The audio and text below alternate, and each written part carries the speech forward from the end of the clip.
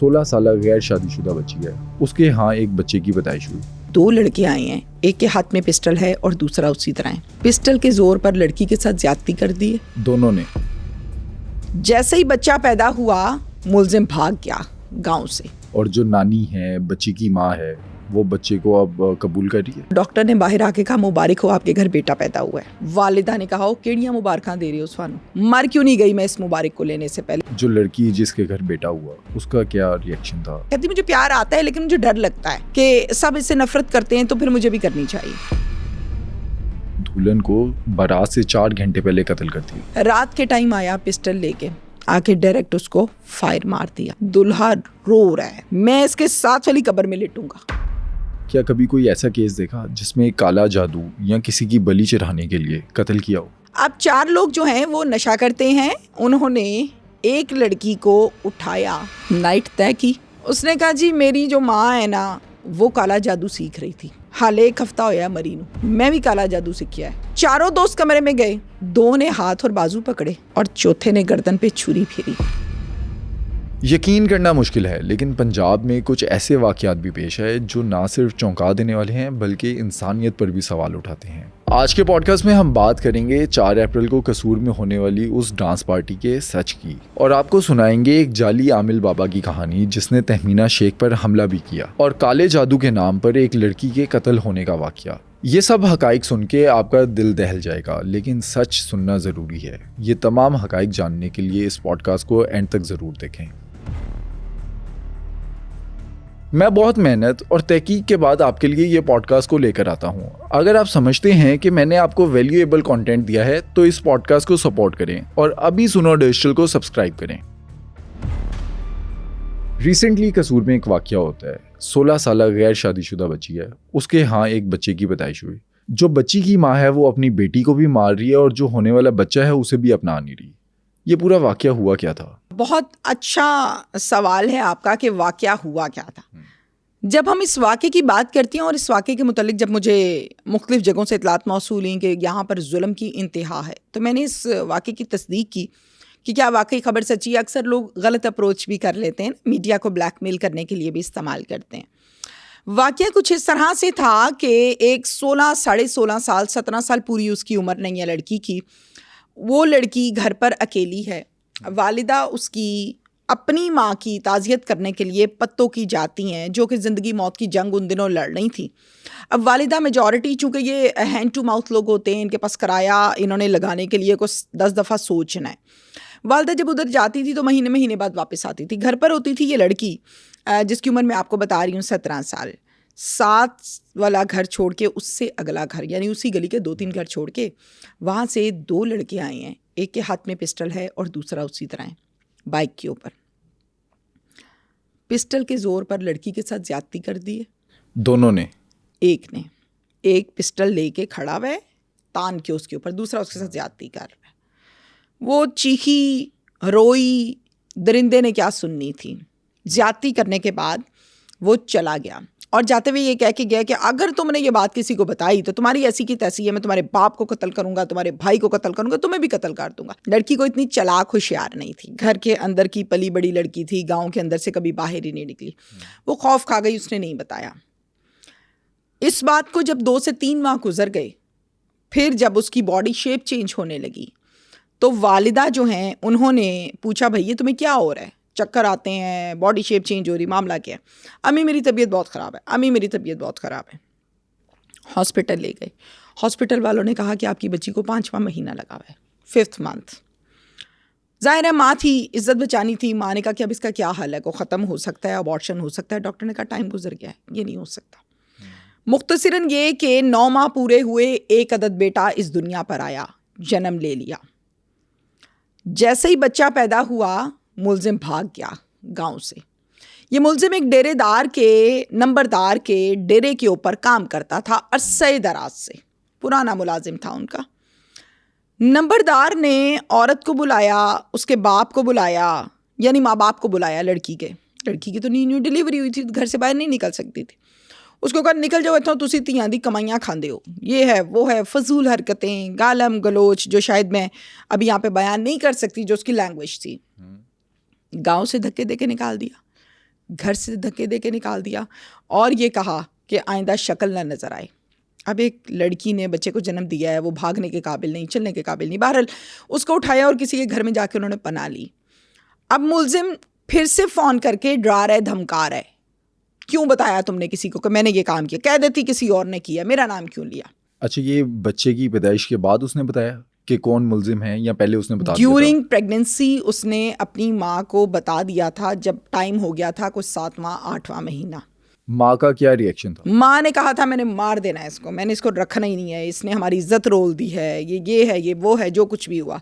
और सबसे तकलीफ दे बात इसमें अली ये थी कि जब लेबर पेन स्टार्ट हुई, लड़की को हॉस्पिटल लेकर गए, प्रोसीजर के बाद कुदरती अंदाज में जब बच्चा दुनिया पर आया तो डॉक्टर ने बाहर आके कहा मुबारक हो, आपके घर बेटा पैदा हुआ है।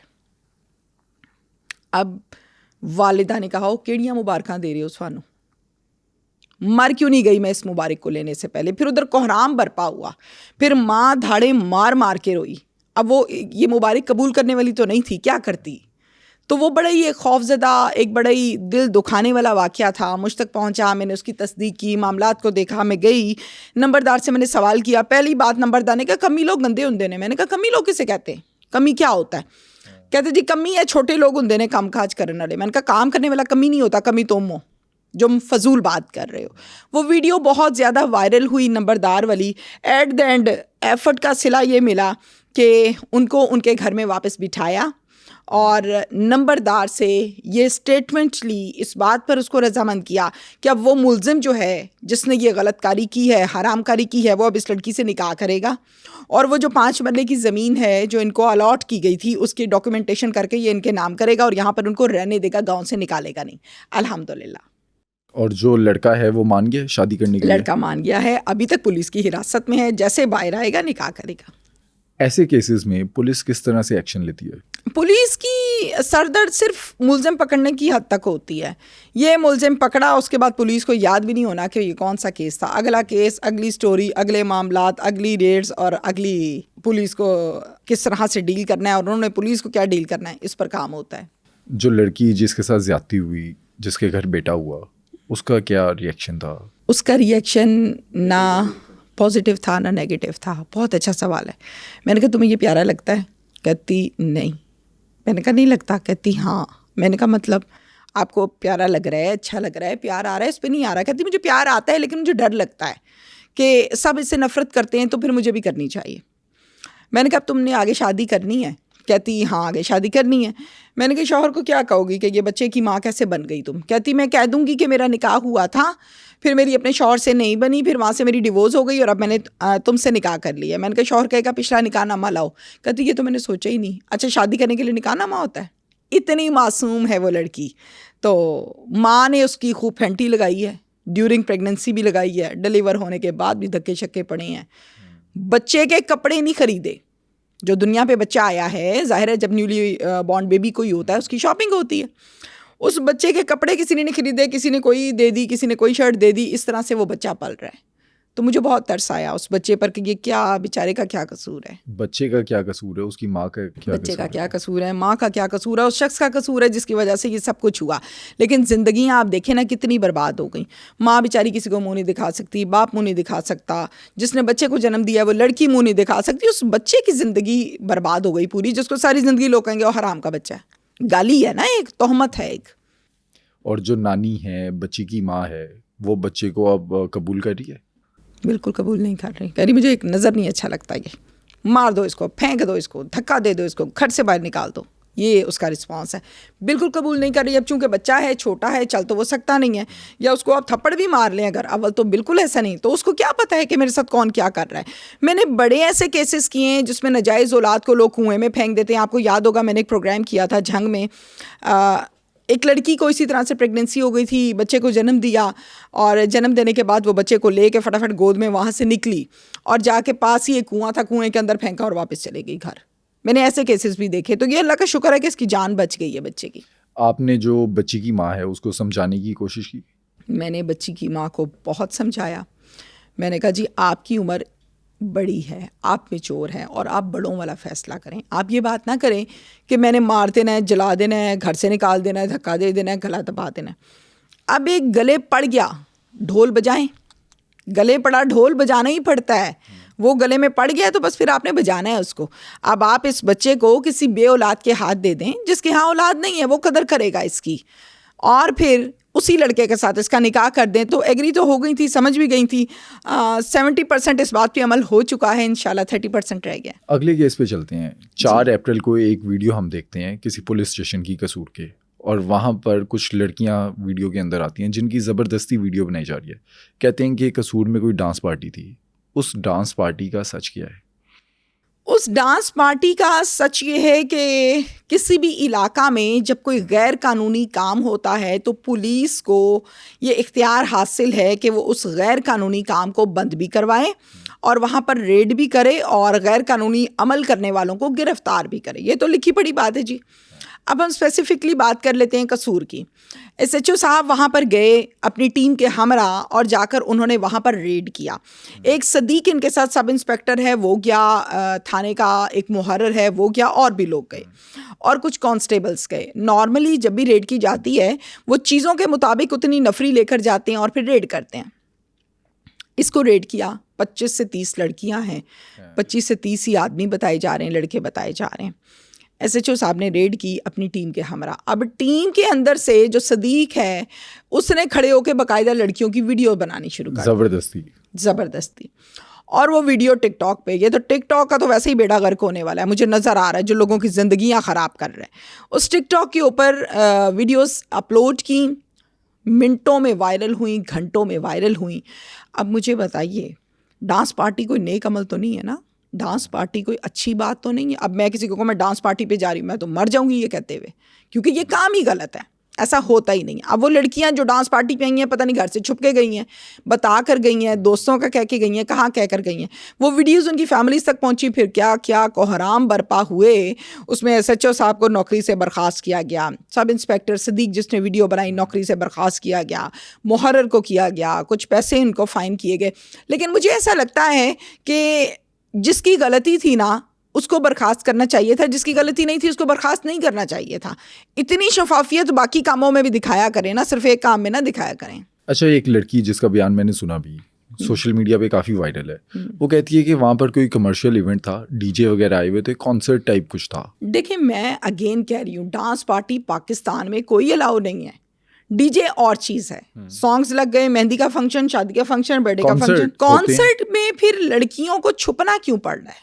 फॉर एग्जाम्पल, एक कॉन्सर्ट है, उधर इब्रारुल हक आया या और कोई बड़े बड़े नाम आए हुए हैं, उसमें छुपना क्यों पड़ रहा है? कॉन्सर्ट तो ओपन होता है, कॉन्सर्ट पे तो हज़ारों लोग होते हैं, बड़ा है तो हज़ारों होंगे, छोटा है तो 100 होंगे। कहते हैं वहाँ पर सिर्फ 70 लोग थे, 35 लड़कियाँ और 35 के करीब मर्द थे। 25 से 30 लड़कियाँ, 25 से 30 लड़के। अब ये एग्जैक्टली एक लड़का एक लड़की, एक लड़का एक लड़की, ये कौन सा कॉन्सर्ट था? फिर आप कहते हैं डांस पार्टी भी थी, फिर आप ये कहते हैं कि कॉन्सर्ट भी था। ये मिले जुले बयानात है ना, अपनी मर्जी से लोग बयान दे रहे हैं अब मुख्तलिफ किस्म के। तो मुझे ऐसा लगता है कि हर वो काम जो छुप के किया जाए या छुप के करना पड़े, उस काम में कोई खामी ज़रूर है। जिस टीम ने वहाँ पर रेड की, आपकी बात हुई उनमें से किसी से? नहीं, मेरी डायरेक्टली तो उनसे रब्ता नहीं हुआ, लेकिन इस केस को जब मैंने डिटेल के साथ स्टडी किया तो फिर उसमें ये चीज़ क्लियर हो गई कि SHO वहाँ पर अपनी टीम के हमरा गए थे रेड करने के लिए। एक कांस्टेबल, एक सब इंस्पेक्टर और मुहर्रर, इन्होंने खड़े होके एक दो ने वीडियोस बनाई, उनको अपलोड किया, वीडियोस ऐसे वायरल हुई और ले दे के सबको सज़ा मिली और SHO को भी मिली जिसका कसूर नहीं था। मुझे नहीं लगता कि उनका कसूर है। ऐसे केसेस में अगर कोई इस तरह का वाकया होता भी है, हमने अक्सर देखा है जिस्म फरोशी के अड्डों पर रेड करते हैं, वहाँ पर वीडियोस भी बनाते हैं। क्या किसी लड़की की वीडियो उसकी इजाज़त के बिना बनाना, बेशक वो मुल्जिमा हो, क्या ये काबिल कबूल है? नहीं, ये काबिल कबूल भी नहीं है, ये अलाउ भी नहीं है। आप किसी की भी वीडियो नहीं बना सकते। हम ठेकेदार नहीं हैं किसी की कि हमारे हाथ में अगर मोबाइल है तो हम ठेकेदार हैं जी, हम अगले को बेनकाब करेंगे। नहीं, हम वीडियो नहीं बना सकते, ये गैर कानूनी काम हुआ है और इसी चीज़ की तो उसको सज़ा मिली है। वो कुबा खाना है, वो फहाशी का अड्डा है, वो ब्रॉथल हाउस है, वो कोई डांसर है। हमारे पास इख्तियार नहीं है किसी की वीडियो बनाने का, और अगर कोई बनाता है तो वो गलत काम करता है। अब ये देखें ना कितना बड़ा काम हुआ है, कितनी बदनामी हो रही है। अच्छा, फिर यहाँ पर लोग ये भी कहेंगे कि तहमीना शेख जब किसी जिस्म फरोशी के अड्डे पर छापा मारती है, वहाँ पर तहमीना शेख वीडियो बनाती है। मैं आपको बताती हूँ, आप मेरी हिस्ट्री के, मेरे माजी के तमाम प्रोग्राम्स को ओपन करें, मुझे एक सिंगल प्रोग्राम दिखा दें जिसमें किसी ब्रॉथल हाउस की वीडियो है, मैं मीडिया छोड़ दूँगी। अच्छा, नहीं है, सिंगल की भी नहीं है। हाँ, मुल्ज़िमान की बेशुमार वीडियोस हैं, और तब की बात है ये जब एक्यूज्ड अलाउ थे। अब तो सुप्रीम कोर्ट ने इस पर पाबंदी लगा दी ना। जब से पाबंदी लगी है उसके बाद से मैंने सिंगल एक्यूज्ड का इंटरव्यू नहीं किया। ब्रॉथल हाउस का तो सवाल ही पैदा नहीं होता। अच्छा, रिसेंटली मैंने आपकी भी एक वीडियो देखी, आप एक घर में गई जहाँ पर दुल्हन को बारात से 4 घंटे पहले कत्ल कर दिया। बिल्कुल, ये छोटा मोला नवाल का केस है। मैं आपको बैकग्राउंड सुनाती हूँ। अब इसमें जो लड़का है और जो लड़की है, ये दोनों एक दूसरे के मामू, मतलब लड़की के मामू का बेटा है ये। दुल्हा के वालिद का इंतकाल हो गया था जब ये 1.5 साल का था, और इसको पाला इसके मामुओं ने, और फूलनगर का एक गांव है जहाँ पर ये रहता है। लड़की की हम बात करें तो ये 3 बहनें हैं, और लड़की जो है इसकी बड़ी अच्छे अंदाज में, जितने की उनकी मतलब फाइनेंशियली अप्रोच थी उस हिसाब से इनकी मेहंदी हुई। और मेहंदी का फंक्शन जब कंप्लीट हुआ तो इसका बहनोई इसको कहता है कि तुम इनकार कर दो इस शादी से, मुझे तुम अपनी बीवी से ज़्यादा पसंद हो, ठीक हो गया, तुमने शादी नहीं करनी, ये मैं कराची चलते हैं, आराम से उधर ज़िंदगी गुजारेंगे, फिर तुम किसी को फेस भी नहीं कर सकोगी, मुझे पता है कि तुम्हें मसला ये है कि तुम्हें फेस करना पड़ेगा, तो कराची चलते हैं, फिर तुम्हें फेस नहीं कर। उसने कहा तुम्हारा दिमाग ख़राब हो गया, मुझे मोहब्बत है, मेरी 7-8 साल हो गई उससे मंगनी, और मैं पसंद करती हूँ उसको, तो मैं तो वहीं पर भाई शादी करूँगी, खबरदार तुमने अब ऐसी बात की। ओके, बात ख़त्म हो गई। उसने कहा मैं तुम्हें आखिरी दफ़ा समझाने आया हूँ। कहती कि आखिरी क्या और पहली क्या, कल मैंने उसके निकाह में हो जाना है तो मुझसे मेरी जान छूट जाएगी। रात के टाइम आया पिस्टल लेके, आके डायरेक्ट उसको फायर मार दिया। बहनोई ने कान के पास रख के। यहाँ कमरे में उस टाइम 2 और लोग भी मौजूद थे, और कमरे के बाहर, जिसे हम बरामदा कहते हैं, कुछ लोग गांव के लोग कहते हैं बरामदा टाइप की जगह थी। लड़की की माँ सोई हुई है, यही बहनोई वहाँ सोया हुआ है, और 1-2 लोग वहाँ पे सोए हुए हैं। अब वहाँ से उठ के आके गोली मारी, और वहीं पर ये मौजूद है। 15 की कॉल हो गई, मैं शॉर्ट आपको बताती हूँ। 15 की कॉल हो गई, पुलिस मौके पर आ गई। अब ये शिवरिंग कर रहा है, बंदा मारना कोई आसान काम तो नहीं है, ये शिवरिंग कर रहा है, हाथ पे इसके कैनुला लगा हुआ है, बेहोश हो गिर रहा है। क्या हुआ है भाई तुम्हें? मेरी तबीयत बड़ी ख़राब है, 1 हफ्ते से, और बाकी तबीयत ख़राब भी थी। अब यही टॉर्चर हो रहा था, क्या मसला था क्या नहीं मुझे नहीं पता, ये बीमार पड़ा हुआ है। पुलिस वहाँ से लड़की की माँ को और लड़के की माँ को, मुलजिम की माँ को, और कुछ लोगों को डाले में बिठाती है, थाने ले आती है। थाने ला के कहते हैं जदों तक तुसी मुलजिम ना फड़ाया असी तुहानू छड़ना नहीं है। Okay right. अब उनको पता ही नहीं है मुलजिम किधर है किधर नहीं है। पुलिस ने उस बहनोई की बीवी को अप्रोच करके एतमाद में लेके कहा कि तुम इस तरह से ये प्लान है, हमें मुलजिम पकड़वा दो, तुम लोगों की फैमिली छोड़ देंगे। कॉल की मुलजिम को कि तुम्हारा बेटा बहुत बीमार है, उसकी बीवी ने, इंडस हॉस्पिटल में है, आ जाओ इधर आ जाओ। इतना चालाक आदमी है, इंडस हॉस्पिटल नहीं पहुंचा। पुलिस वाइट कलर के कपड़ों में वहाँ खड़ी हुई थी, ये इंडस हॉस्पिटल नहीं पहुंचा। स्किप हो गया प्लान। उसके बाद फिर इसको रेड करके गिरफ्तार किया गया। जब गिरफ्तार किया गया, इससे पूछा गया तफ्तीश में, तो इसने कहा जी मैंने ही कत्ल किया और ये वजह थी, मैंने इसलिए कत्ल कर दिया, मैं बर्दाश्त नहीं कर सकता था कि मेरी मोहब्बत किसी और की बीवी बने। भाई कौन सी मोहब्बत, 1 साइडेड मोहब्बत है तुम्हारी। अब इस स्टोरी का, इस केस का दूसरा रुख सुनिए। मैं फूलनगर गई, दूल्हा हाड़े मार रहा है, दूल्हा रो रहा है, वो कह रहा है अगर खुदकुशी हलाल होती तो मैं खुदकुशी कर लेता, मैं इसके साथ वाली कब्र में लेटूंगा, मैंने रहना ही नहीं है। मैंने कहा तुम जवान जटके आदमी हो, कैसी बातें कर रहे हो, सारा ज़माना तुम्हें देख रहा है, तुम कैसे हाड़े मार मार के बैंड डाल डाल के रो रहे हो। कहता है मेरियां सावां उहदे नाल चलदियां सी, तुहानू की पता होए, और मैं मर गया, मैं लुट गया, ये कुछ वो कर रहा था। फिर मैंने कहा अच्छा तुमने शादी के लिए, अब आज तुम्हारी मेहंदी हो चुकी थी, आज बारात थी जो तुम रो रहे हो, तो कमरा तो तैयार किया होगा ना, मुझे कमरा तो दिखाओ। कहता हो तुहानू दिखावा। मुझे ले गया अपने कमरे में, पूरी टीम है, ख़ानदान है। आप यकीन करें एक गांव में रहते हुए उसने जो वुडवर्क कराया हुआ था, एक गांव में रहते हुए उसने जो लाइटिंग कराई हुई थी, जो सीलिंग कराई हुई थी, बंदा तसव्वुर भी नहीं कर सकता कि एक गाँव में इस तरह से है। कहता मैं ये चाहता था कि वो इस घर में जब आए तो इस तरह से रहे कि वो महारानी है, तो मेरी महारानी मार छड़ी है इन्होंने, मेरी इमानत मार छड़ी है। मुझे बहुत तरस आ रहा था उस पर, बड़ा ही कोई मुझे शफाफ से दिल का लग रहा था, आशिक। अच्छा, आप भी रो पड़ी थी? मैं भी रो पड़ी थी, मुझसे किसी का शफाफ दुख देखा नहीं जाता। अगर वो लड़की जिसको कत्ल कर दिया उसके बहनोई ने, अगर वो लड़की अपनी बहन को बता देती, अपनी माँ को बता देती, तो आज सिचुएशन कुछ और होती। वो ये कहती है कि अगर मैं बता देती, फैमिली वालों ने मतलब कहा ना, तो 2 घर उजड़ जाते, मेरी बहन उजड़ जाती, मेरी बहन मेरे बारे में क्या सोचती, इसलिए मैं छुपाती रही। उसने अपनी माँ को बताया था मेहंदी की रात कि अम्मी इस तरह ये मुझे तंग कर रहा है, पहले भी करता होता है, तो अब देखे ना आप ऐसा करना, मुझे ना पहले ले जाना बारात पे, ऐसा ना हो कि मेरे होने वाले शौहर को मेरा इंतज़ार करना पड़े। मैं चाहती हूँ मैं पहले उसका वेलकम करूँ वहाँ खड़े होके, तो आप मुझे पहले ले जाना वहाँ पर जहाँ पर हमारा निकाह होना है, और ये मुझे तंग कर रहा है। अम्मी ने कहा पहले क्यों नहीं बताया भाई तुमने? कहती है अगर मैं पहले बताती तो आप लोगों को मेरे पे भी शक होता, और मेरे शौहर के दिल में क्या बात जाती, और मेरी बहन का घर उजड़ जाता। तो मैंने 3 घर बचाए, इसलिए मैंने खामोशी इख्तियार की। ज़्यादातर केसेस में जिसमें दुल्हन का कत्ल हो जाए शादी से पहले ही, कुछ देर पहले, तो उसमें किस पर शक किया जाता है? दुल्हा पर या साहब का आशिक पर, कि इसका कोई आशिक था पुराना, उसने आके मौके पे इसको गोलियां मार दी हैं कि ये किसी और की होने जा रही है, तो मैं बर्दाश्त नहीं कर सकता। गैरत का नाम देते हैं इसको, जो कि गैरत का नाम है नहीं। ऐसे केसेस देखे हैं आपने? बेशुमार ऐसे केसेस किए हैं जिसमें एक दिन की दुल्हन को कत्ल कर दिया, चंद घंटे पहले की दुल्हन कत्ल कर दी, मेहंदी की रात कत्ल कर दी, जी वलीमे वाले दिन कत्ल कर दी, तू ओदे कोल गई क्यों, तू ओदे नाम दी होई क्यों। बेशुमार ऐसे लोग हैं, बेशुमार। और ये ज़्यादातर जो कत्ल गारत ऐसी होती है ना, ये देहाती इलाकों में होती है। कभी कोई दूल्हा देखा कत्ल हुआ हो? कभी नहीं देखा। किसी लड़की ने दूल्हे को कत्ल कर दिया कभी कि नहीं तो देखा। किसी और का क्यों हो रहा है? सिंगल केस नहीं देखा। गैरत के नाम पर किसी सिंगल आदमी को कत्ल होते नहीं देखा। हमेशा गैरत के नाम पर कत्ल हुई है औरत, मोहब्बत के नाम पर बलि चढ़ी है औरत, इश्क के नाम पर कुर्बानी दी है औरत ने। आदमियों को मैंने नहीं देखा। मतलब मैं आपसे वो बात कर रही हूँ जो मैंने नहीं देखा ना। अब हो सकता है देखने वाले कहेंगे देखें जी औरतों की साइड ले रही है, नहीं, ये बात ही गलत है। कत्ल करके अगर आपको अपनी मोहब्बत को साबित करना पड़ रहा है तो लानत है ऐसे मोहब्बत पर। या अगर आप लड़की को कत्ल करके कहते हैं मेरी गैरत बहुत ज़्यादा थी, तो ऐसी गैरत पर भी लानत है। बली से मेरे जहन में एक सवाल आया, क्या कभी कोई ऐसा केस देखा जिसमें काला जादू या किसी की बलि चढ़ाने के लिए कत्ल किया हो? बहुत अच्छा सवाल है। जहाँ पर हम काले जादू की बात करते हैं, मैं आपको एक केस प्रॉपर पूरा समझाती हूँ, बल्कि सुनाती हूँ, समझाना मैंने क्या है, आप खुद समझदार हैं।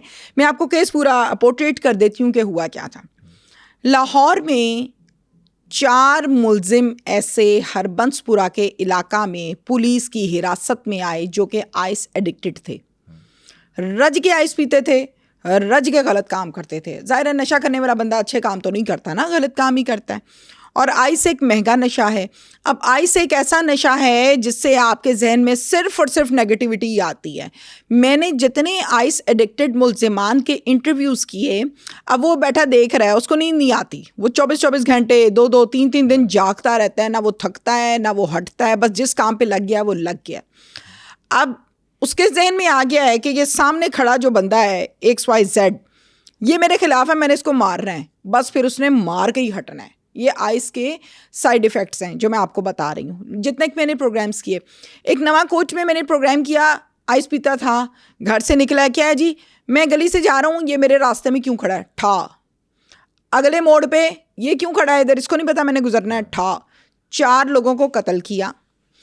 कत्ल करके अली नवाकोट थाने में खड़ा है, लोग पकड़ने आगे भाग रहा है, यहाँ रगड़ यहाँ रगड़ यहाँ रगड़, खूनो खून, दुपट्टा लपेटा हुआ, साफा लपेटा हुआ। मैंने कहा तुम क्या करके आए हो, तुम्हें पता है तुम 4 लोगों को मार। अब वो उस टाइम नशे में है, उसको नहीं पता। वो मुझे क्या की कीता है, मैं वो बंदा ही तो मारे है, मैं होर की कीता है, पूछना की है हुण मैनू, मैं बड़े तेरे प्रोग्राम वेखे ने, हुण तू मेरे हथों मरना है। मैं कह रही हूँ ये क्या बोल रहा है, SP खड़ा है, DSP खड़ा है, SHO खड़ा है, नफरी खड़ी है अच्छी खासी, ये क्या बोल रहा है। तो वो नशे में था। हर वो इंसान, हर वो शख्स जो नशे की हालत में बोलता ही चला जा रहा है, उसकी बात का क्या माइंड करना। अब आइस एक ऐसी चीज़ है, हम अपने टॉपिक पे आ जाते हैं। अब 4 लोग जो हैं वो नशा करते हैं। उन्होंने एक लड़की को उठाया किसी जगह से, मैं उस जगह का नाम नहीं लेना चाहती, उठाकर उसको ले आए एक फ्लैट पर। और ये आप बात कर रही हैं किसी प्रोस्टिट्यूट की? यस एग्जैक्टली, मैं बोलना नहीं चाह रही थी, मैं उसी की बात कर रही हूँ। नाइट तय की, पैसे तय किए, उठा के ले आए एक प्राइवेट जगह पर, फ्लैट पर। 2 लड़के गए, डील करके ले आए एक रात की। जिस फ्लैट पर लेकर आए वहाँ 2 लड़के ऑलरेडी बैठे आइस पी रहे थे और ये 2 उसको ले आए। इट मीन्स के 4 आदमी हो गए और पीछे एक लड़की हो गई। चारों ने 1 बाय 1 उसको इस्तेमाल किया। वो पैसे पूरे किए जो पे किए थे, हरामकारी की। चौथा आदमी जब अंदर गया लास्ट टर्न पर, तो उस दौरान जो ड्यूरेशन उनका कमरे में गुजरा, मैं इससे क्लियर क्या वर्ड्स बताऊं, उसको कहा कि अच्छा चल फिर कोई गल ही सुना मैनू, गल सुना मैनू, आदत है गल्लां सुनन दी। आइस एडिक्टेड था ना, नेगेटिव आदमी था। उसने कहा जी मेरी जो माँ है ना वो काला जादू सीख रही थी, हाले 1 हफ्ता होया मरी नू, मैं भी काला जादू सीखिया है। ये लड़की की बात बता रही हूँ, मैं भी काला जादू सीख रही हाँ। तो बस काला जादू सीख के असी बड़े पैसे बनाने ने, लोगों को पागल बनावांगे, लोगों के काम। वो सुनता जा रहा है। अब आइस एडिक्टेड है भाई, अल्लाह की बंदी, नशई है ऊपर से वो पक्का, और वो वैसे ही को हरामी आदमी होते हैं जो ज़ाहिर है पैसों से लड़कियां खरीद के लेके जाते हैं, सॉरी टू से। अब वो सारी बात इसकी सुन रहा है, कहता है अच्छा होर दस आ गया तेनू काला जादू करना? हाँ मैनू आ गया है, सोना आ गया है, बंदा मारना, बंदा पागल बनाना मेरे वास्ते कोई मसला नहीं। कहता अच्छा होर दस। ड्यूरेशन पूरा हुआ, मामलात कंप्लीट हुए, बाहर आ गया। कहता है इत्थे ही बह, मैं तेरे वास्ते कुछ खाण नू लैके आना।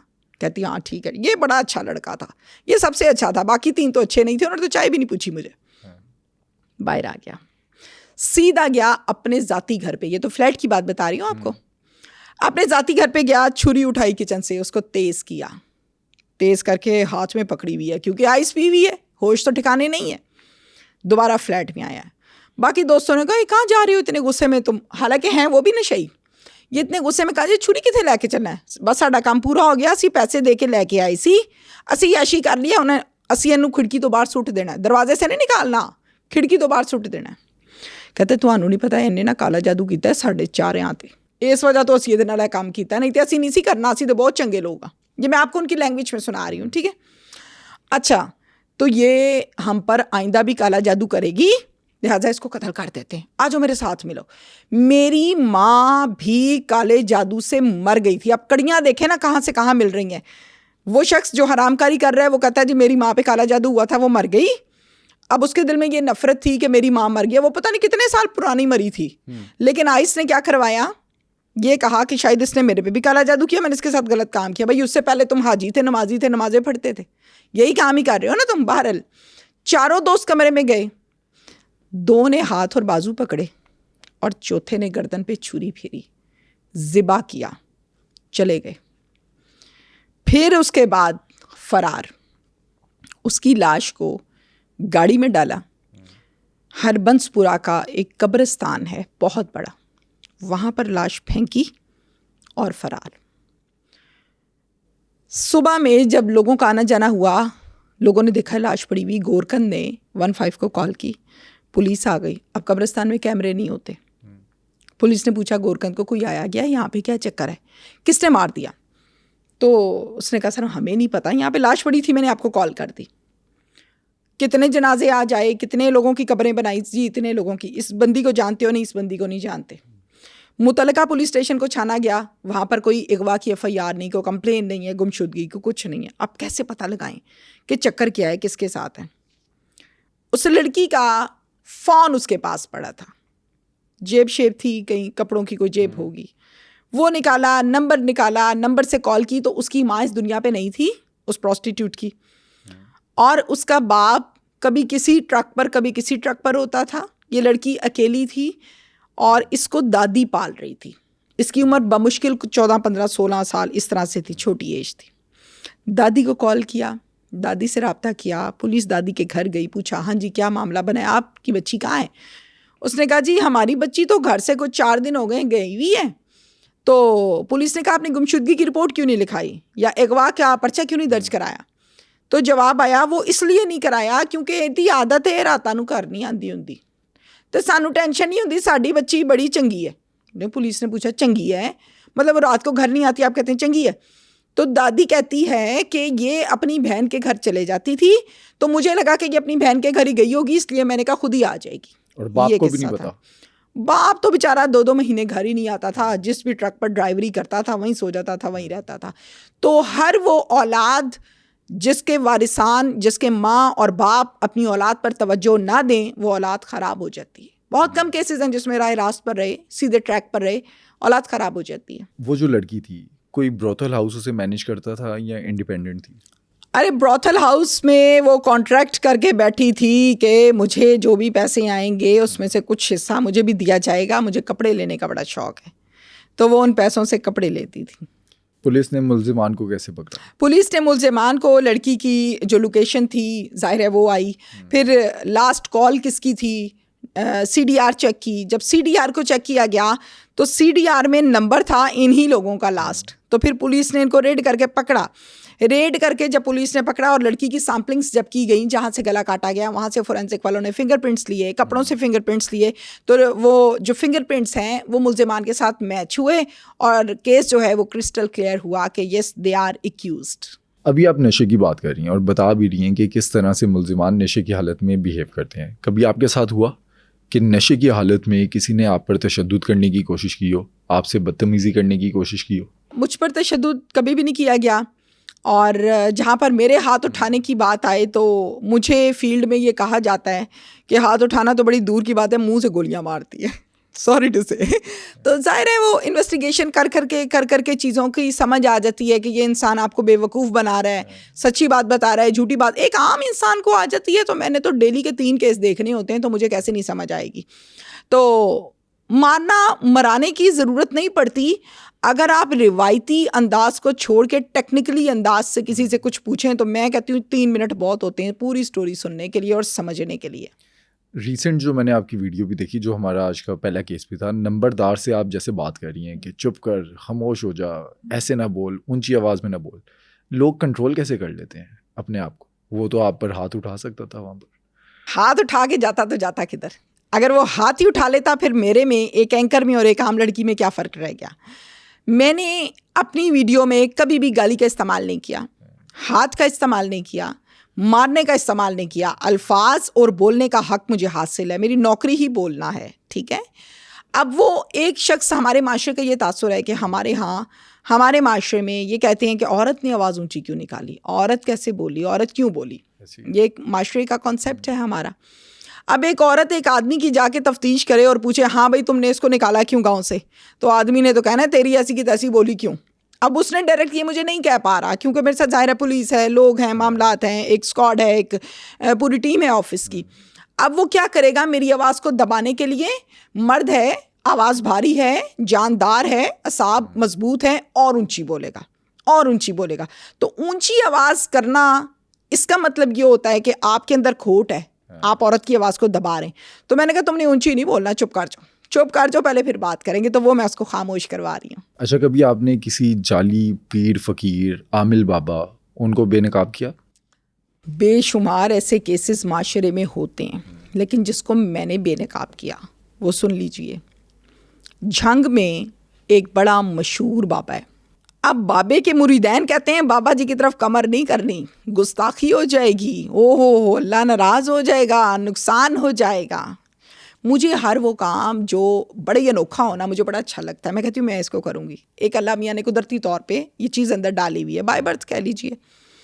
मैंने कहा अच्छा चलें जी ठीक है। बाबे की स्पेशलिटी ये है कि हर बे औलाद के घर औलाद हो जाती है, बाबे के पास फेरे लगने की देर है। मैंने कहा बाबे की उम्र कितनी है? बाबे की उम्र है जी कोई 42-43 साल। मैं कहा बाबा सेहतमंद है? ठीक है, हाँ जी ठीक है। मैं कहा नमाज़े नमूज़े भी पढ़ता है, कोई बंदा ठीक है कि बंदा ठीक नहीं है? अब मैंने ज़ाहिर है तस्वीर के दोनों रुख पूछने हैं, मैं किसी पे ब्लेम नहीं लगा सकती। जब तक सच्चाई मेरे सामने नहीं है मैं उसको पोर्ट्रेट भी नहीं कर सकती। ज़ाहिर है मैंने अपने इख्तियारात का नाजायज़ इस्तेमाल तो नहीं करना। अब मुझे पता चला कि इसके यहाँ फेरा मारो बच्चा हो जाता है, अल्लाह ने को खसूसी अहलियत इसको दी है, इसकी दुआ में बड़ा असर है। मैंने कहा अच्छा, मैं कहा जी मेरे घर भी औलाद नहीं होती, शादी को मेरी हो गई को 22 साल। मैंने कहा 22 साल तू तो मैंने आप लगनी है को 30 साल दी। मैं कहा नहीं मैं बहुत छोटी सी, जो ब्याह था सिखार दिया ने। चादर ली, चादर लेके चले गई अपनी टीम के साथ, पूरा होमवर्क करके तैयारी करके, मास्क भी लगाया हुआ है कि पहचान ना ले, अंदर जाए। अब मैं मुख्तसरन आपको ये बताती हूँ कि उसका तरीक़ाकार ये था कि वो लड़की को बुलाता था, मियाँ बीवी अगर गए हैं तो उसने मियाँ को कहना तुम बाहर बैठो, दीन इजाज़त नहीं देता कि मैं अपने अमल को, अपने कड़े को किसी आदमी के सामने लगाऊंगी, ये सिर्फ औरत की मौजूदगी में, क्योंकि मैंने चुड़ैलें बुलानी होती हैं। अच्छा, बंदे बाहर बैठे होते हैं, बीवियां अंदर होती हैं, और अंदर से बाहर आती हैं तो बेचारियां कांप रही होती। क्या है जी, हाज़िरी की थी सी, इस वजह तो कांप दिया ने। मैं कहती हूँ उस आदमी को ना, जो अपनी औरत को किसी गैर के पास बिठा के बाहर आ जाए, गोली मार देनी चाहिए चौक में खड़ा करके। कैसे आप किसी के पास अपनी बीवी बिठा के, क्यों भाई, इतना क्या एतकाद आ गया? ये तो नबी ने नहीं ऐसा कहा, अल्लाह ने नहीं ऐसा कहा, तो बाबा कहाँ की पैदाइश है या बाबा कहाँ से पैदा हो गया, किस खेत की मूली? बहरहाल हम अपने केस की तरफ आते हैं। मैंने कहा जी मेरे यहाँ औलाद नहीं होती, कोई 20 साल हो गए ने ब्याह नूं, बाबा जी दसो कोई मेरे वास्ते दुआ करो, मेरे यहाँ औलाद हो जाए, मेरे बंदे ने मन छड़ देना है। कहता ओए होए तू बहुत परेशान है। मैं कहा उन्हें एक तलाक देती मैनू, हुण दूजी देनी है, बच्चे नहीं हो रहे, इलाज कराया तू कुड़िए? मैं कहा जी थले बह जा, ज़मीन पे बह जा। मैंने कहा ठीक है। मैं बैठ गई ज़मीन पे, चादर ली हुई थी, जाहिर है बैठना ही था, और हिडन माइक भी लगा था और हिडन कैमरा भी लगा था। मैंने कहा जी ठीक है, मैं बैठ गई। बाहर टीम बिल्कुल अलर्ट खड़ी हुई है ना, तैयार करके गई थी उसको। अच्छा, उस वक्त तक आपको उसकी जो नीयत थी वो आपने भांप ली थी, आपको आइडिया हो गया था मैं क्या करने सारी वाला है? तैयारी कर चुकी थी, मुझे पता था इसने क्या गेम डालनी है, और ये ऑलरेडी औरतों को क्या गेम डाल चुका है, और ये मुझे किस तरह गेम डालेगा, और फिर उस डली हुई गेम में मैंने कैसे इसको कस्टमर बन के मिलना है। पैसे भी लेता था। अच्छा, वो कहता था कि मेरे पास एक मंत्र है, और वाकई उसके पास एक मंत्र था। वो मंत्र पढ़ता था तो जो बैठा बंदा है ना वो हवास बाख्ता हो जाता था। अब वो तमीना शेख है, वो कोई आम लड़की है, वो कोई आदमी है, इंसान है। जैसे ही वो मंत्र पढ़ता था तो कहता था मंत्र पढ़ने के बाद हुण मैं जेड़ी गल पुछां तू कहना है मैनू सच्ची दसनी है, ते अगों कहना है जी बाबा जी, जी बाबा जी। ये उसका मंत्र है। मैं कहा जी हुण मैं कुड़िए मंत्र पढ़ा? मैं कहा पढ़ो। हुण मैनू ऐ दस तैनू वाकई औलाद चाहिदी है? कि जी बाबा जी। कदों चाहिदी है? जल्दी चाहिदी है? जी बाबा जी। अच्छा, औलाद हो जाएगी? जी बाबा जी। फिर औलाद वास्ते मैं अपना कम अपनी पढ़ाई ते कड़ा लावां? जी बाबा जी। कड़े का मतलब क्या है? हरामकारी करता था। कड़े का मतलब क्या है? कि जो बाहर बैठा बंदा है, एक सिस्टम मैकेनिज्म बनाया है, कैमरे अपने भी लगाए हुए हैं। कड़े का कोड वर्ड यूज होता था कि बाहर वाले की पूरी रखवाली करो, मैं काम डालने लगा। जैसे ही कड़े का लफ्ज़ आया, मेरी टीम दड़ दड़ अंदर आगे बाबे को पकड़ा, गिरेबान से चल वही थाने चले गए, जाके बंद कराया और मामला सारे करवाए। करता क्या था? औरतों के साथ हरामकारी करता था। प्रेगनेंसी किसी की हो गई, किसी की ना हुई, 10 में से 4 के यहाँ अगर औलाद हो गई, बाबा बल्ले बल्ले बल्ले बल्ले, बाबा बहुत अच्छा है। जिनके यहाँ नहीं हुई, बाबे ने सही करके कड़ा नहीं लगाया, अगली बारी फिर लवाओ। जो औरतें जाती थी वो कुछ कहती नहीं थी? वीडियो बना लेता था, ब्लैकमेल करता था औरत को। पहले तो बच्चे की वजह तो तलाक हो रही थी ना, हुण वीडियो दिखावांगा तो फिर पक्की होएगी कि तेरे यहाँ औलाद नहीं हुई, पहले इस वजह से तुम्हें छोड़ रहा था, अब तुम्हारी वीडियो दिखाऊंगा तो फिर तुम पक्की, तुम्हें छोड़ेगा वो, लिहाजा तुमने आवाज़ नहीं निकालनी। तो औरत ने डरते अपनी इज्जत तो बचानी थी ना, कॉम्प्रोमाइज़। आप तक ये स्टोरी कैसे आई? किसी औरत ने? 4 औरतों ने मुझे अप्रोच किया कि इस बाबे ने हमारे साथ ये काम किया है। हमने सामने नहीं आना, हम सामने आएंगे तो हमारी बेइज्जती हो जाएगी। मैंने कहा मुझे क्या प्रूफ है कि ये बात सच्ची है कि झूठी है?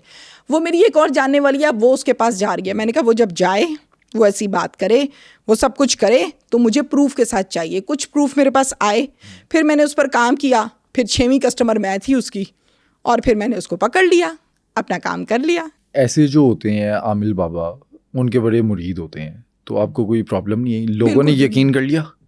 मुझे लोगों को यकीन कराना नहीं था अली, मुझे तो जस्ट उसको बेनकाब करके उस अड्डे को ख़त्म करना था जो लोगों की इज्जतों को लूटता है।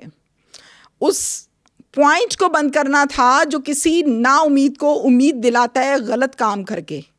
तो वो मैंने कर लिया। अब लोग मुझे अच्छा कहें, लोग मुझे बुरा कहें, मुझे फ़र्क नहीं पड़ता। आपको नहीं लगता कि वो अड्डा आपने बंद करवा दिया, वो पॉइंट इस टाइम पे बंद हो गया, 6 महीने बाद जब उसकी ज़मानत होगी, वो किसी और इलाके में किसी नई जगह पे पॉइंट अपना लगा लेगा? 110% आपकी बात बिल्कुल दुरुस्त है। वो इलाका छोड़ेगा, वो गांव छोड़ेगा और किसी और जगह पर जाकर पनाह भी लेगा, अड्डा भी बनाएगा। कुछ केसेस, क्योंकि ऐसे लोग रंगबाज बहुत होते हैं। रंगबाजों को ना बातों के खेल ही आते हैं, वो वर्ड्स ऐसे यूज़ करते हैं कि आपको अट्रैक्ट कर लेते हैं, तो वो कहीं और जाके ये काम करेगा। अब मैं जितना कर सकती हूँ ना, मैं उतना करती हूँ। मैं अगर ये कहूँ कि मैं पूरे पाकिस्तान से बाबे ख़त्म करा दूँगी तो मेरे बस की बात नहीं है।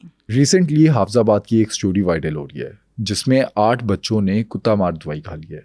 3 बच्चे एक्सपायर्ड भी हो गए हैं। ये पूरा वाकया हुआ क्या? किस तरह से उन बच्चों ने दवाई खा ली? कुत्ते मारो, इंसान ना मारो, ये लोग नारे लगा रहे हैं हाफिजाबाद में।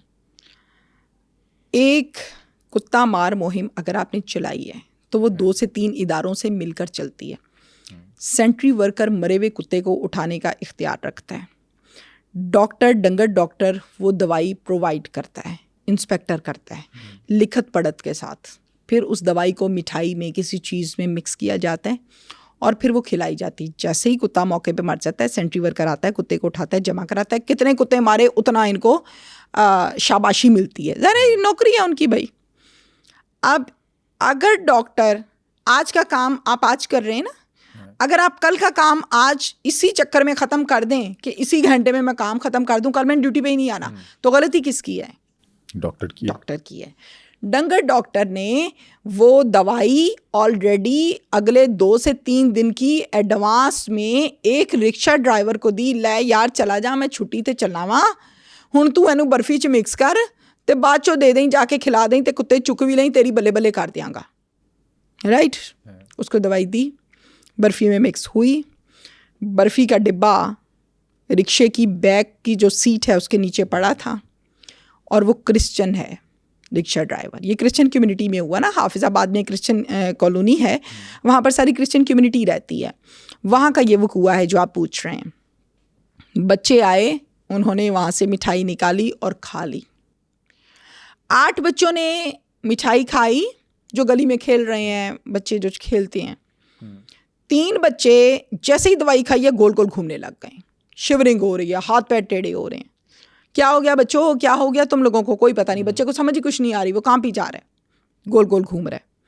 मौके पे 3 की डेथ हो गई, लेकिन मरों को उसी हालात में उनको DHQ हॉस्पिटल लेकर गए। हॉस्पिटल वालों ने कहा कि दे आर एक्सपायर हो चुके थे। बाकी 5 को कोई पूछ नहीं रहा। स्ट्रेचर पर उनके हालात और वाक़यात देखने वाले हैं, मेरे पास कुछ वीडियोस हैं, अब पता नहीं वो दिखाने वाली हैं, मीडिया को दिखानी चाहिए या नहीं दिखानी चाहिए। वालिदैन रो रहे हैं, चीख रहे हैं, MS कमरे से बाहर नहीं निकल रहा। किसी अल्लाह के नेक बंदे ने ये ख़बर TV पे चला दी, 8 बच्चे मर गए, बर्फ़ी खिला दी रिक्शे वाले ने, हालांकि रिक्शे वाला नशे में धुत शराब पी के घर बैठा हुआ है। ख़बर जब चली तो DC साहब मौके पर गए, DPO आतिफ नज़ीर साहब मौके पर गए, हॉस्पिटल पहुँचे, उन 5 बच्चों का प्रॉपर तरीके से देखा, सारा कुछ ट्रीटमेंट करवाया। MS साहब ने ज़ाती खर्चे पर एम्बुलेंस बुक करवाई, उन बच्चों को एम्बुलेंसेस में डाला, लाहौर के चिल्ड्रन हॉस्पिटल में लाके शिफ्ट किया और यहाँ पर ट्रीटमेंट किया, और अल्हम्दुलिल्लाह 5 के 5 अब ख़तरे से बाहर, डॉक्टर्स ये बता रहे हैं। लेकिन 3 बच्चे दुनिया से चले गए। इस केस में पकड़ा किस को गया? पुलिस ने किसको पकड़ा? डॉक्टर को। पुलिस ने डॉक्टर को पकड़ा, पुलिस ने सेंट्री वर्कर को पकड़ा और 2 और लोगों को पकड़ा। अब चीज़ें ज़ाहिर है साथ साथ तफ्तीश होगी, क्लियर होंगी, तो इट विल टेक्स टाइम। आपको क्या लगता है इस पूरे केस में कसूरवार कौन है? डॉक्टर। जहाँ से जुर्म की, गलत काम की इब्तदा होती है ना, वही जुर्मवार होता है, वही सज़ा का मुस्तहिक होता है, उसको मिलनी चाहिए सज़ा। ना ये एक्स्ट्रा दवाई देता, ना वो ला के रखता, ना वो खाता बच्चा, तो डॉक्टर की गलती है। अच्छा, वैसे बड़ी अच्छी बात है कि वो जो 5 बच्चे हैं वो बच गए, अल्लाह उन्हें सेहत दे। लेकिन अगर ये न्यूज़ ना चलती, आपको लगता है इलाज होता? नहीं होता। MS अपने खर्चे के ऊपर एम्बुलेंस। लोगों को मीडिया क्यों बुरा लगता है, मुझे नहीं समझ आती। लोगों को सोशल मीडिया क्यों बुरा लगता है? आजकल तो हर एक दे हाथ च मोबाइल है, आ जाते ने चुक के माइक आ जाते हैं। मुझे पता है, मैं सारा दिन बाहर लोगों को देख रही होती हूँ, उनके क्या मिजाज हैं, ये क्या करते हैं, किस तरह करते हैं। आप यकीन करो, मेजॉरिटी सरकारी महकमे में अगर कोई रिपोर्टर वो चला जाता है जिसने पैसे नहीं लेने, जिसने मुकमुका नहीं करना, जिसने जी हजूरी नहीं करनी, वो उनको दुखता है। वो बंदा दुखता है उनको, वो कहते हैं आ गया हमारे खिलाफ खबर चलाने के लिए। उसकी वजह यह है कि किसी दौर में ये चीज़ें ओपन नहीं होती थी। अब सोशल मीडिया का दौर है, सोशल मीडिया पे 1 सेकंड लगता है चीज़ वायरल करते, अपलोड करते। अब तो लाइव का बटन दबाओ, लाइव आ जाओ। तो जाहिर है जब चीज़ किसी की खुलेगी, खबर खुलेगी, तो फिर उसको तो बुरा लगेगा ना, जिसको आप नंगा कर रहे हैं उसको तो बुरा लगेगा। उसकी बात आप बता रहे हैं कि भाई ये काम नहीं करता, ये हराम है, ये निकम्मा है, और ये आप लोगों को बता रहे हैं, तो उसको तो बुरा लगेगा। अच्छा, क्राइम रिपोर्टर्स या जो क्राइम एंकर्स हैं उन पे ये इल्ज़ाम भी लगता है कि वो पुलिस के बल पे ब्लैकमेल करते हैं, कभी आप पे लगे? मुझ पर ये लगता है कि कहाँ, मैं आपको मज़े की बात बताती। एक बहुत ही मोतबर शख्सियत, मैं उनका नाम नहीं ले रही, उम्र उनकी आप लगा लीजिए कोई 55 साल। बहुत इंटरेस्टिंग बात है, मैं नई नियो को मैंने ज्वाइन किया, मेरे पास आके डायरेक्टर के रूम में बैठ गई। मुझसे वो पूछे, हाँ भाई तमीना कल क्या किया है जी, कल ये किया है, अगले हफ्ते क्या करना है जी, ये करना है, किस स्टोरी पे काम चल रहा है, ये चल रहा है। अच्छा, अब उनके दोस्त आके बैठ गए, ताल्लुक उनका भी मीडिया से है, ग्रे बाल हैं, ग्रे दाढ़ी है और सही भारी आवाज़ है कि बंदा सुन के कहता हो कोई आदमी बैठा है। कहते मंथली लेनी है तू? मैंने कहा नहीं। किन्ने ब्रोथला उसने फेरे शेरे मारे ने को हफ्ते बाद चेक किया है किन्नियां कुड़ियां नवियां आईयां किन्नियां पुरानियां ने? मैंने कहा नहीं। को कतल दे बत्ते दे पैसे ले ने? मैंने कहा नहीं। किन्ने मुलजिम हुन तक छुड़ाए ने? मैं कहा नहीं। मचल के किन्ना दे दिते ने? मैंने कहा कोई नहीं। फिर तो क्राइम एंकर ते ना हुई। मैं कहा अगर ये चीज़ें करके आपने स्टैंप लगवानी है कि आप अब क्राइम शो करते हैं तो मैं वाकई क्राइम शो की एंकर नहीं हूँ। हाँ अलबत्ता ये स्टैंप है कि पैसे लिए बगैर काम किया और अल्हम्दुलिल्लाह कामयाबी हासिल की, अपना नाम बनाया, तो हाँ फिर मैं वो वाली क्राइम शो की एंकर हूँ। ना मैंने पैसा लेना है और मेरी ये नेचर है कि मुझे अगर किसी ने कह दिया ना कि डील कर लो, मेरा दिमाग ख़राब हो जाता है। अच्छा, वैसे ऑफर होती है? बेशुमार बेशुमार। कैसे कैसे? आप प्रोग्राम करने जाते हैं ना, प्रोग्राम के दो रुख होते हैं, एक वो जिसके साथ जुल्म हुआ है, एक वो जिसके साथ जिसने जुल्म किया है। अब जालिम आपको अप्रोच करता है, ओहो गंदे लोग ने छड्डो इन्होंने, उसको पता है कि उसने पैसे लगाने हैं थाने में, उसने पैसे लगाने हैं मीडिया को, फिर उसकी बात दबेगी, तो वो फिर अप्रोच करते हैं, टीम मेंबर से कर लिया, उससे कर लिया, इससे कर लिया। अब जाहिर है आप अगर उसको कबूल कर लेते हैं तो इसका मतलब है आप शो नहीं चलाएंगे। जब आप वर्डिंग चेंज करते हैं, लहजा बदलते हैं या प्रोग्राम को ऑन एयर नहीं करते, तो इसका मतलब है कि आप पैसे उठा चुके हैं, आप डील कर चुके हैं। अगर आप मेरे पिछले 3 महीने के प्रोग्राम्स खोल लें, सारे ना खोलें, 3 महीने के खोलें और उसमें देखें कि मैंने जो मुल्जिम है, जो जालिम है, उसकी ऐसी की तैसी फेरी होती है, तो वो मुझे पैसे देता है। आपके साथ कभी ऐसा हुआ कि आपने एक शो रिकॉर्ड किया लेकिन बाद में प्रेशर आ गया कि वो शो लगाना नहीं है, आपने कभी अपना शो रोका ऑन एयर करने से? एक शो भी ऐसा नहीं है जो मैंने ना चलाया हो। प्रेशर बेशुमार आते हैं, फेस करती हूँ, लेकिन प्रोग्राम ऑन एयर करती हूँ। मेरा इदारा बहुत अच्छा है जो मुझे सपोर्ट करता है, मेरे डायरेक्टर्स बहुत अच्छे हैं जो ये कहते हैं कि चलाओ काम सीधा है, हम तुम्हारे साथ हैं, तो फिर चलता है काम। मैंने कभी शो को नहीं रोका। थ्रेट आते हैं? बेशुमार थ्रेट्स आते हैं, आते रहे, अब भी आ रहे हैं। ये एक मुझे लगता है कि सिलसिला, it's a part of a job. अगर आपने क्राइम शो करना है ना तो आपको थ्रेट भी आना है, आपको धमकी भी लगनी है, कभी ना कभी कहीं ना कहीं किसी के घूरियाँ भी डालनी है, गाँव को लोगों ने मूँछों को ताव भी देना है पास खड़े होके। तो ये रूटीन है, ये मेरे लिए कोई नई चीज़ नहीं, मुझे आदत हो गई है इन चीज़ों की। मैनेज कैसे करती हैं? फैमिली कुछ कहती नहीं? नहीं, मेरी फैमिली बहुत सपोर्टिव है, मेरी फैमिली बहुत सपोर्टिव है। बल्कि मैं जहाँ घबरा जाऊँ, डर जाऊँ, डरने से मुराद है कि थक गई हूँ, अब बस हो गई है, अब कल करेंगे काम, या घर आके कहूँ आज तो ब्लड प्रेशर जो है ना वो तो हल्का सा हाई हो रहा है, सर में दर्द हो रही है, तो मेरी फैमिली कहती क्या हो गया, चलो उठो बब्बर शेर हो तुम कहाँ से थक गई। तो मेरी फैमिली बहुत सपोर्टिव है, मुझे फैमिली की बड़ी सपोर्ट है। शायद ये सपोर्ट ही है जो आज मुझे तहमीना शेख बनाई बैठी है। अच्छा, वैसे कोई इरादा है रिटायरमेंट का? रिटायरमेंट का फ़िलहाल कोई इरादा नहीं है, दूर दूर तक इसी तरह दबंग बोलना है, इसी तरह काम करना है जब तक कर सकी। आपके पास कई स्टोरीज आती हैं। हाँ। हम देखते हैं आपका अपना यूट्यूब चैनल है, वहाँ पर भी आप लगाती हैं, टीवी के ऊपर भी आपके शोज़ देखते हैं। अगर कोई बंदा जिसके साथ कोई वाक़या हुआ है उस तक तहमीना शेख अब तक नहीं पहुँची, तो वो कैसे अपनी आवाज़ आप तक पहुँचा सकता है? अच्छा, मेरी टीम के साथ लोग रब्ता कर लेते हैं, मेरे फ़ोन पर लोग रब्ता कर लेते हैं, और अगर कोई रब्ता करता है तो जाहिर है अगर मुझे दिन में कोई 20 लोग अप्रोच कर रहे हैं तो मैं 20 को कवर नहीं कर सकती। उनमें से मैं देखती हूँ कि कौन सी चीज़ प्रायोरिटी पर होनी चाहिए, फिर उसके साथ मैं मिलकर उस पर काम भी करती हूँ और तस्दीक पहले करती हूँ कि सच कह रहे झूठ कह रहे हैं, और अगर सच्ची बात हो तो फिर उसके साथ पूरा प्रॉपर खड़ी होती हूँ, और यकीन करो प्रोग्राम के बाद राब्ते में रह के फॉलो अप स्टोरी भी देती हूँ। अच्छा, फॉलो अप करती हैं आप? Yes, कि अगर कोई मुल्जिम है जो पकड़ा गया, बाद में पुलिस के साथ डील हो गई मुबैना तौर पे, हाँ। या छूट गया किसी तरह से ज़मानत होगी और बाद में फिर वो तंग कर रहे हैं मुद्दई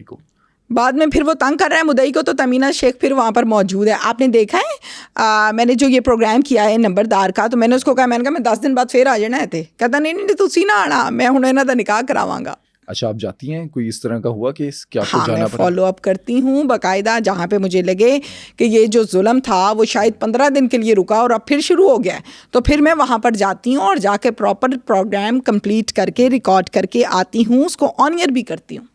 अच्छा, इस प्लेटफॉर्म के ज़रिए अगर किसी को आपकी मदद की ज़रूरत हो, आपकी मदद कोई लेना चाहता हो, तो वो किस तरह से आपको अप्रोच कर सकता है? वो टीम को अप्रोच कर सकता है, वो आप लोगों से अप्रोच कर सकता है। 1000 तरीकाकार है अप्रोच करने का। चलें, हम आपका नंबर जो आप प्रोवाइड करेंगी हम अपनी डिस्क्रिप्शन में चला भी देंगे। जी बिल्कुल, चला दें, नो इश्यूज़। अगर आप में से किसी के साथ कोई अफसोसनाक वाक़या हुआ है और उसे आप मंजर आम पर लाना चाहते हैं तो आप कमेंट सेक्शन में बता सकते हैं या फिर डिस्क्रिप्शन में दिए गए नंबर पर राब्ता कर सकते हैं।